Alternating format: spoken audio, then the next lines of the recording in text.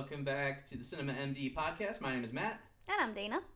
So, we didn't have a new episode last week because we were in Austin for Fantastic Fest, which was pretty awesome. I don't know, I guess we're going to talk briefly here just about some of the movies we really liked. A lot of them won't be out for a while. Some of them are already out on Netflix. But let's go ahead and just get into it. Dana, what was your favorite movie you saw at Fantastic Fest? That is a tough one. As you know, I have a hard time picking an absolute favorite. There was a handful that I super duper loved. I would have to say, I think Professor Marston and the Wonder Woman is close to the top of my list for Fantastic Fest. I think that comes out like middle of October. So that'll be out real soon in a couple weeks here. Professor Marston and the Wonder Woman is kind of about it's the origin story of the creation of the Wonder Woman character. Professor Marston is the creator of Wonder Woman, and he led a very interesting life. And that it's kind of just a really good biopic, and I won't get into too much detail. It's gonna kind of have a wide release here in a couple weeks, so you'll be able to see it, and I definitely, both of us recommend that one. Another movie that I would recommend checking out is an animated film called Mary and the Witch's Flower. For sure, that one was excellent as well. Anyone that's familiar with Studio Ghibli they'd instantly recognize this as, it's not a Studio Ghibli movie, but it definitely has the look and feel of a Studio Ghibli movie. It's from Studio Panak, and they're a company that was formed from some original members of Studio Ghibli, and it's about a little girl who finds a magical flower, and that magical flower grants her magical powers, and, crazy adventures and hijinks ensue, but just an awesome animated film, really good kind of character designs and animation, and it's just a really kind of heartfelt movie. Super adorable. I wouldn't say it reaches the heights of like Spirited Away, but it's up there. It's one of my favorite. It's, like I said, not a Studio Ghibli film, but if it was, it'd be one of my favorites. Yeah, I actually haven't seen Spirited Away yet, so that can go on the list of things I need to see. I have seen Princess Mononoke, which I would compare it to also. I would say it's a little bit more lighthearted than that one. Both obviously excellent films, but this one's a little more fun, even though it has its serious moments. One movie that I know we both liked too was it was the secret screening at Fantastic Fest this year. So there's always a movie basically that when you pick your time slot to go see a movie, it's just the secret screening, and you don't know what it is until they start playing the movie. In this case, it was The Death of Stalin, which was a fucking great movie. Kind of similar in tone to something like Dr. Strangelove. Basically just a comedy of errors taking place like during and after the death of Stalin. Stars Steve Buscemi as Khrushchev. Jeffrey Tambor's in there as well. Blah blah. It's a hilarious movie that deals with some very not hilarious situations.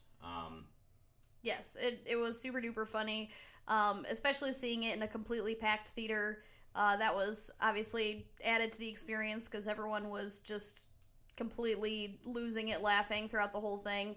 And we did get to do kind of sit through a little Q&A with the director afterwards, which was super fun. And he said that one of the kind of hilarious, not so hilarious parts of it was that it was all pretty historically accurate in terms of most of the scenes and most of the major events. So, and I think it kind of fits with the political tone a little bit that we have going on right now, which was not intentional. He said he started making it before our election here, but... before Trumpito. Yes. So that was just kind of a happy accident for him, but it's a super funny movie. I'm trying to think if there are any other standouts. I'll just mention one more because I've got reviews of all of them, as does Dana, on Instagram. If you want to follow at Cinema MD Podcast on Instagram, I've got reviews up of every movie. I've also got most of my reviews written on the website's blog on the homepage, which is just cinemamdpodcast.com. And I will continue writing those over the next few days to get all 16 up. So definitely check those out. The only other movie I want to talk about real quick was one of my favorites, and it's a short film, and it's a sequel. World of Tomorrow Part 2 from Don Hertzfeldt. World of Tomorrow Part 1, it used to be on Netflix. I really need to check and see if it still is. If it's not, you can probably find it online, like on Vimeo or YouTube or, who knows, wherever. It's like 17 minutes long, and I can't recommend it enough.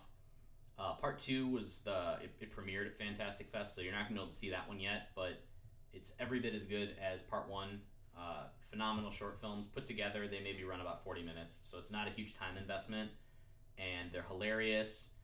They're kind of dystopian, so they can be a little bit like on the nose, depressing, sense of morbid reality, but they're also very funny. Yes, I went into this knowing nothing. Knew that they were shorts. That was pretty much it. And it is really, really funny. Basically, you have a little girl character voiced by an actual little girl. And I'm not sure of her exact age when they recorded these, but it seemed like they tried to use her novel responses maybe to certain prompts to get her lines. It doesn't really seem like they told her to, say this now, because it seemed pretty, goofy, off-the-wall little kid responses. Had to maybe have been 2.5 or 3 years old. So I think that's where a lot of the humor comes from, is just her responses to this kind of, futuristic happening that's going on. But yeah, it is really funny. I would definitely watch it again. And other standouts that I'll just list some titles that we liked here.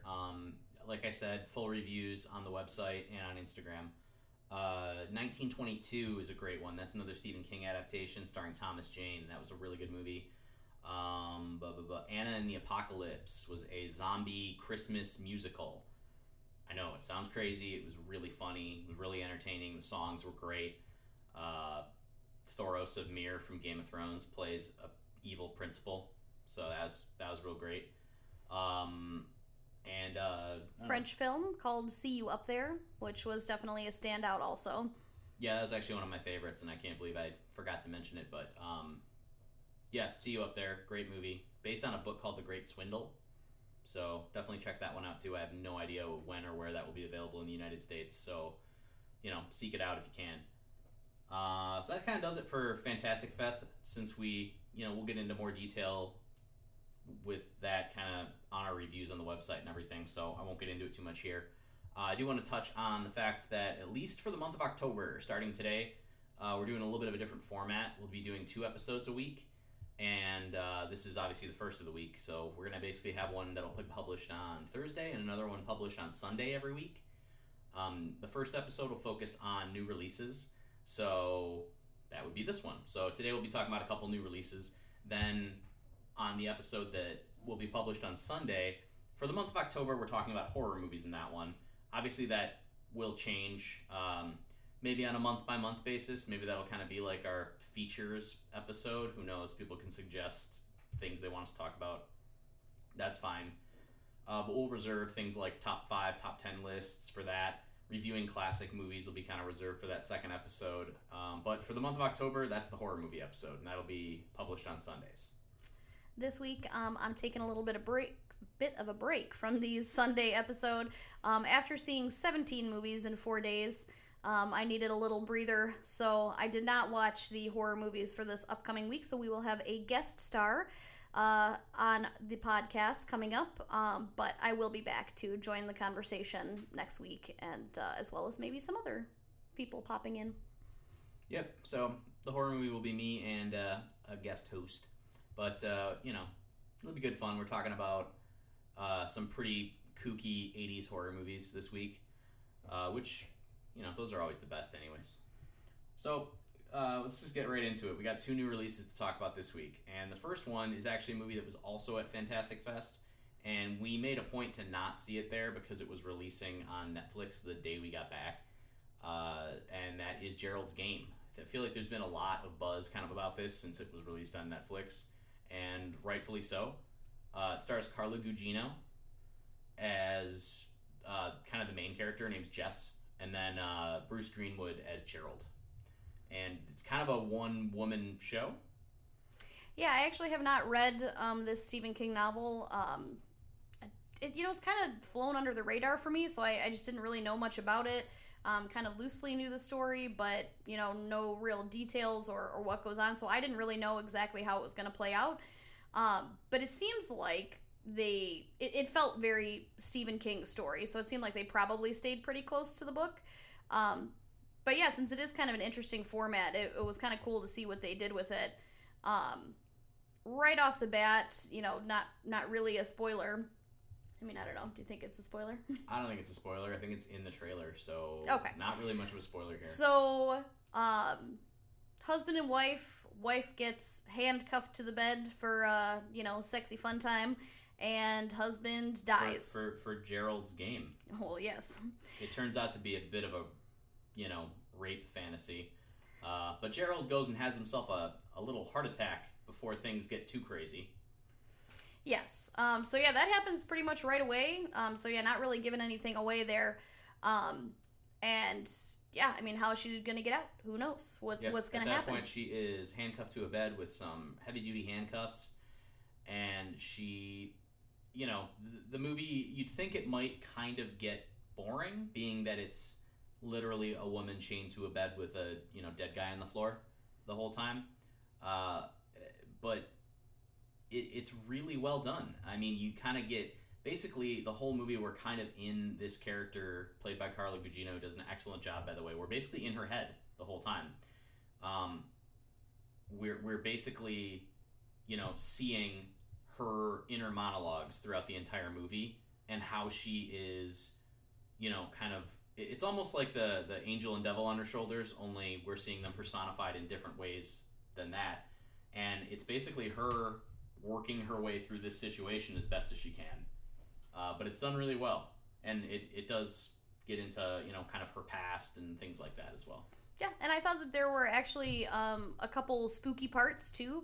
I'd say I'm pretty desensitized to scary movies at this point, but not that I wouldn't say that I jumped necessarily at a couple scenes, but, definitely felt kind of tense and a little creeped out by some things that happened, for sure. Well, and this is kind of I feel like this is a recurring theme with Stephen King, especially this is also something that is true in 1922, which we, mentioned from Fantastic Fest. The fact that you're not really sure what's real and what's not in this movie, especially when it comes to supernatural elements. There are things there are reasons to believe that certain things might be real, but in general, you kind of assume they're not. You kind of assume that things are in her head because she's obviously dehydrated and starting to lose it because she's been chained to a bed. So there's a lot of kind of this unreliable narrator kind of thing going on where you're really not sure what is real. Yeah, definitely. So yeah, I don't know. I thought it was really good. The end of the movie, like I say, I think still is pretty true to the story, from what I know, just because it kind of takes a bit of a left turn, maybe is not as ambiguous an ending as some people would prefer. I feel like it does kind of explain things and tie things up, but I would imagine that is how it is in the story. So, I mean, you can kind of take or leave the ending. It didn't ruin it for me by any means. But it does kind of veer off topic, it feels like. Yeah, I mean, it definitely seems like an unnecessary epilogue. I'm sure that that's the way it is in the book, which is why they did that. And it's not bad. It's still kind of creepy and fucked up, as you would expect from a Stephen King story.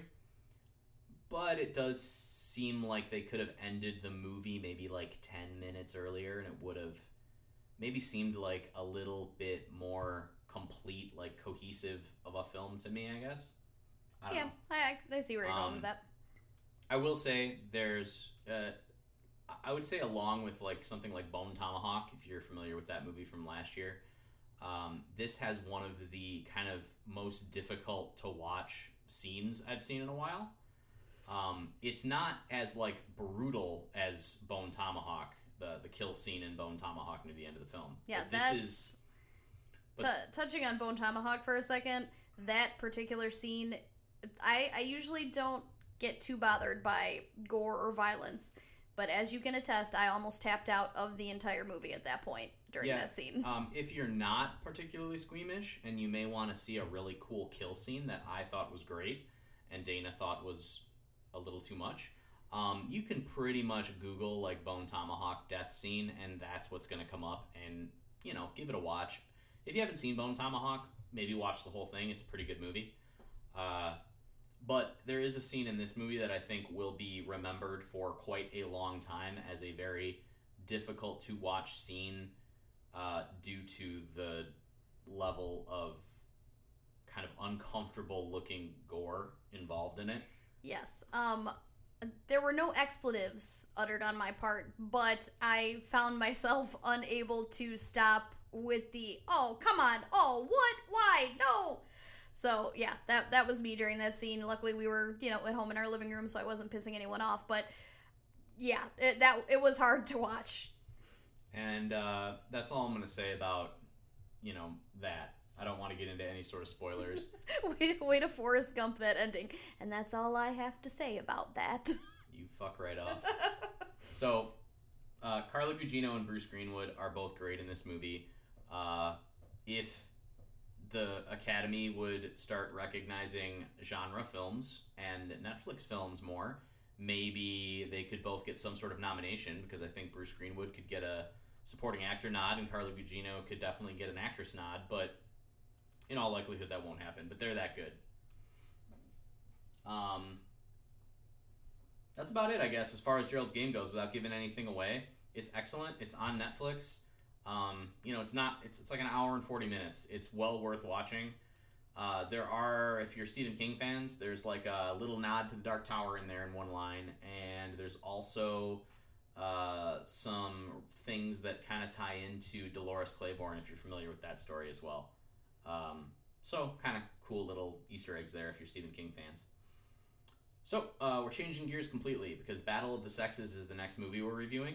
It couldn't be more different than Gerald's Game.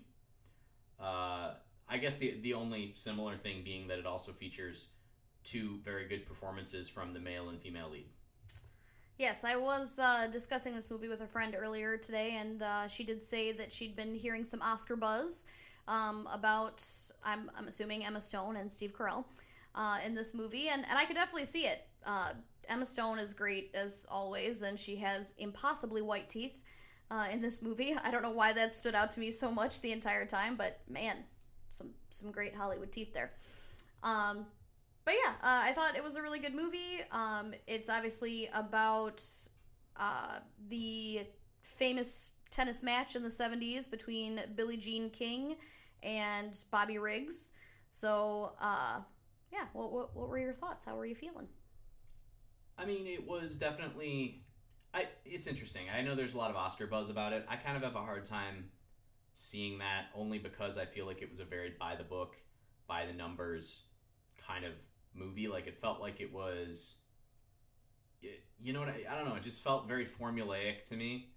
And it was good. It was good, and the performances were good. But I'm not gonna remember them. You know what I mean? Like, I don't see them as being like Oscar-worthy performances. I can see, I guess, a formulaic feel, but it's a true story. I mean, you can only work with what you're given. I get that, as far as the real events. And I feel like they only touched on some of the more controversial elements of the movie and some of the more socially important aspects of the movie, as opposed to completely focusing on those.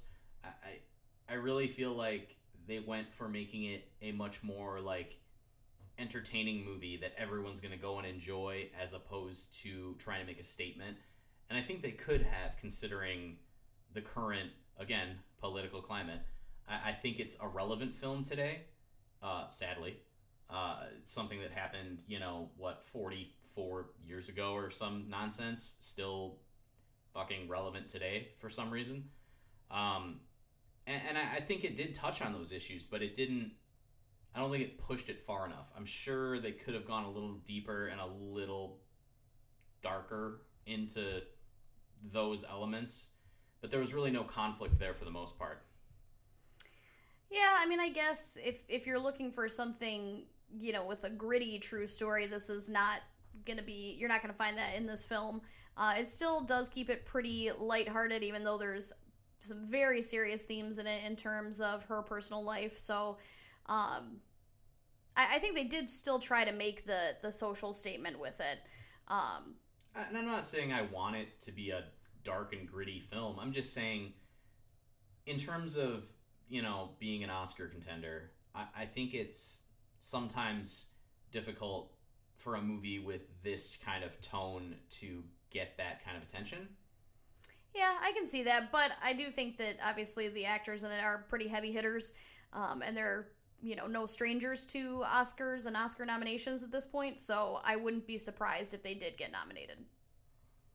Yeah, and obviously Emma Stone and Steve Carell are great. Steve Carell, interestingly enough, I think that they do a good job of portraying Bobby Riggs as less of a male chauvinist and more of a showman who was pretty much just doing it to get himself the attention and the money. He doesn't really seem like he didn't seem like he was actually, such an asshole in real life. He was pretty much just doing it for the fame and the money. Yeah, actually, if anyone seemed like more of an asshole in this one, it was that Bill Pullman? I always say Bill Paxton instead of Bill Pullman. Well, one of them's dead now. I know, that's why I was asking. It's Bill Pullman. It is Bill Pullman. And he, is sort of like the head of the He's the head tennis of the association. Whatever the main tennis association was at the time.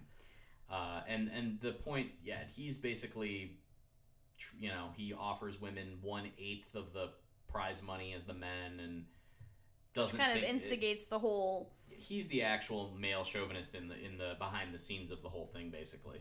Yeah, Billie Jean tries to negotiate for more prize money, doesn't work, and she kind of stands her ground in terms of, believing that they should get equal pay and that they have just as much of a draw as far as a fan base, and he kind of just flat out says, men are more interesting to watch, which brought to mind some similar arguments that my dear husband and I have had about men's and women's sports, and they did make some of these same arguments that you have made.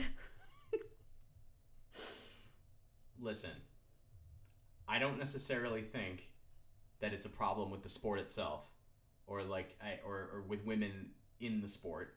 Let's make a little. I'm talking myself into a grave here. Let's look at the sport of hockey. Let's look at that for an example. Women play hockey.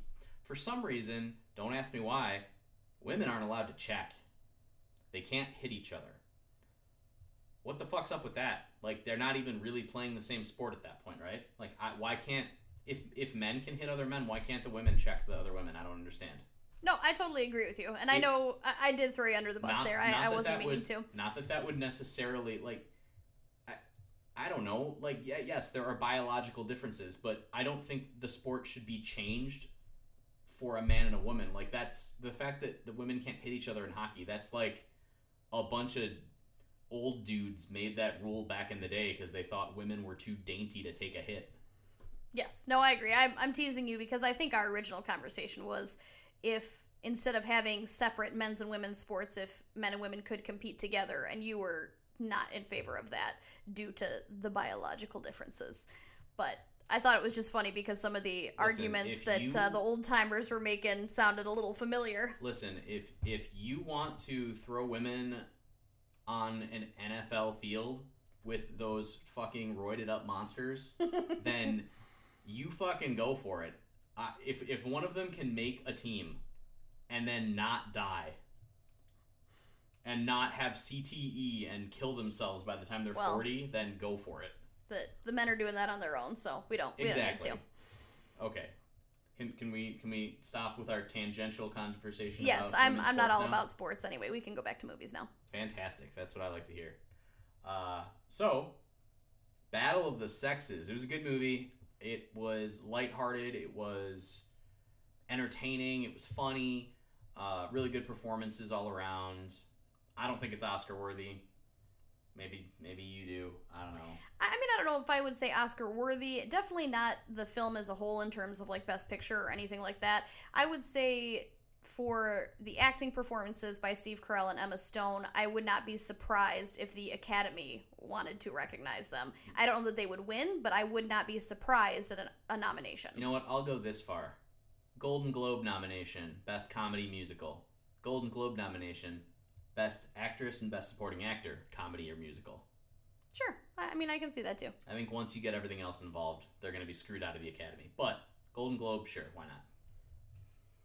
We didn't really rate these movies this week, did we? We forgot about our ratings. What Gerald's Game? Let's go back to that for a second. What are you giving Gerald's Game? Give it a score. Yeah, that's generally what you mean by rating. I would say I'd give it an 8 out of 10. I did like it. I thought it was entertaining. I wouldn't say it was like my very favorite movie of the year or even my favorite Stephen King movie that's come out. But yeah, I liked it a lot. I would say 8 out of 10. And I was going to give it an 8 out of 10 until the last 10 to 15 minutes. I just thought it was kind of a stupid little tacked on epilogue that they didn't need, so I dropped it down to a 7. Only because I just think it would have been a better movie had they ended it earlier. Yeah, I agree with that too, so I can see the 7 there. But it's a good movie. I still recommend it. And it's on Netflix, so if you have Netflix, it's a freebie, so there's no reason not to watch it. Battle of the Sexes. I did enjoy the movie. It was really good. I think this is another 7 out of 10 for me because I don't really have a ton of bad things to say about it other than the fact that I wasn't in love with it and I don't have a real specific reason why. Yeah, I would say I'm kind of in the same boat there. I would say 7 as well because I thought that everything was really well done. It was pretty well written. The acting performances were good. I even liked some of the camera work. It was lots of close-up shots on Emma Stone. But, she was the main focus of the film. So I thought that even visually it looked good. But yeah, it wasn't earth-shaking or anything.